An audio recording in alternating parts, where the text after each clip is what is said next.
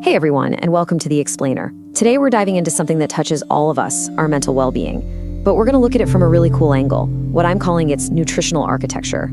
Just think about it, right? If you're building a house, you need good, solid materials. Otherwise, the whole thing falls apart. Well, it turns out your brain is exactly the same. The food you eat is literally the raw material, the building blocks for your mental and emotional health. You know, we're all pretty used to the idea of eating for our bodies. We grab a protein shake to build muscle or a carbo load for a race. But how often do you really stop and think about what food fuels your mind? What are we feeding our brains to help us handle stress, to feel good, to stay focused? That's the big question we're tackling today. And honestly, the answer is becoming incredibly clear. This isn't just some fringe wellness idea anymore. The science is solidifying. What you put on your plate has a direct, and I mean measurable, impact on how you feel mentally and emotionally. So let's get right into it and look at that connection. So how do we actually know this is for real? Well, it's all thanks to this super exciting and relatively new field of study that's finally connecting the dots between our diet and our mood. It's called nutritional psychiatry. And yeah, it's as cool as it sounds. This is where dietitians and neuroscientists are teaming up. They're looking at the nitty-gritty of how our food choices actually change our brain chemistry and our mental health. We're moving way beyond just saying eating healthy is good for you, to understanding why on a biological level. Okay, so this is the million-dollar question, right? How in the world does a piece of salmon or a few walnuts actually make you feel better? Well, it's not just one single thing. It's more like this powerful team of three, a constant buzzing conversation happening between your brain, your gut, and your whole body.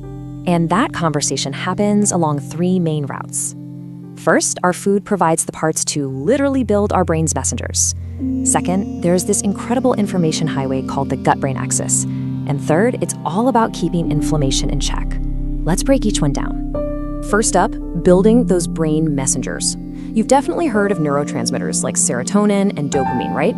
They're the chemicals that basically run the show when it comes to your mood, your focus, your sleep, the whole shebang.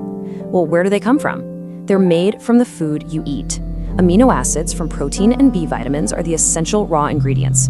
It's pretty simple. If you don't give your brain the right materials, it literally can't build the chemicals it needs to keep you feeling balanced. Now get ready for what might be the most surprising piece of this puzzle, the gut-brain axis. We used to think the brain was this command center all isolated up in our heads. We now know that's totally wrong. It's in a constant two-way chat with your gut. This network sends messages back and forth all day long. It's the reason you feel butterflies when you're nervous. That's your gut and your brain talking.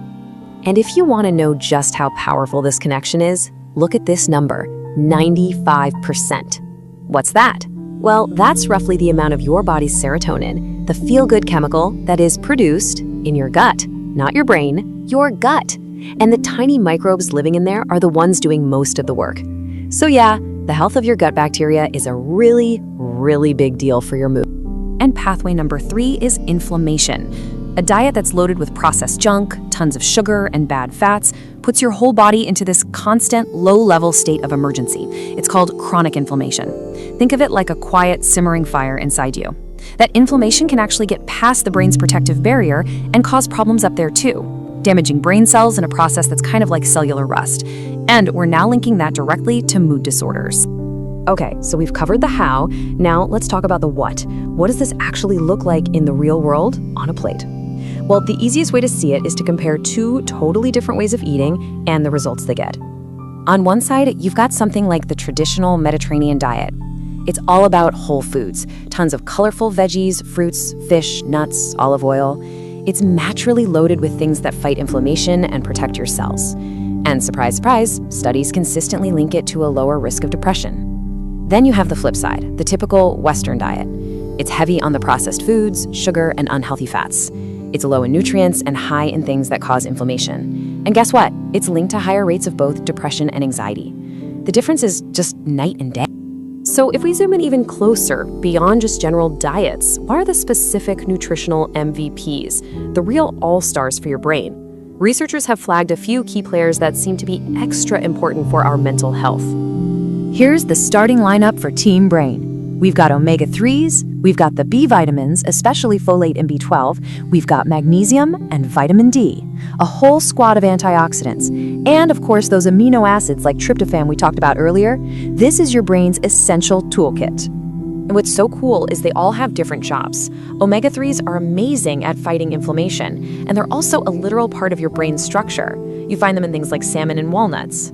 The B vitamins, they're like the workers on the assembly line, helping build all those neurotransmitters. You'll find them in leafy greens and beans. And magnesium, it's like the calming agent for your nervous system. It helps everything just chill out a bit. Nuts and seeds are great for. All right, we have covered a ton of ground here, from brain science to specific nutrients. So let's just take a step back and pull it all together. How do we actually use this information in a smart, responsible way? This right here is probably the most important thing I'll say today. Food is an unbelievably powerful tool for your mental health. It can be a bedrock for feeling better. But, and this is a big but, it is not a replacement for professional help. It doesn't replace therapy or medication if you need it. Think of nutrition as a vital part of the team, something that supports everything else you're doing for your mental well-being. So what are the simple, practical takeaways? What can you do, like today? It's not about being perfect. Just prioritize real whole foods over stuff that comes in a crinkly bag. Try to get a wide variety of colors on your plate from veggies and fruits. Don't be afraid of healthy fats from fish and nuts.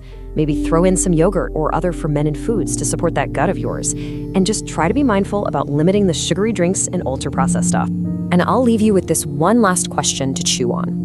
After everything we've talked about today, the neurotransmitters, the gut-brain highway, the inflammation, if your brain could actually grab a pen and write your grocery list, what would it put on there? What materials would it ask for to build its own well-being? Answering that question for yourself might just be the most important health decision you make all week.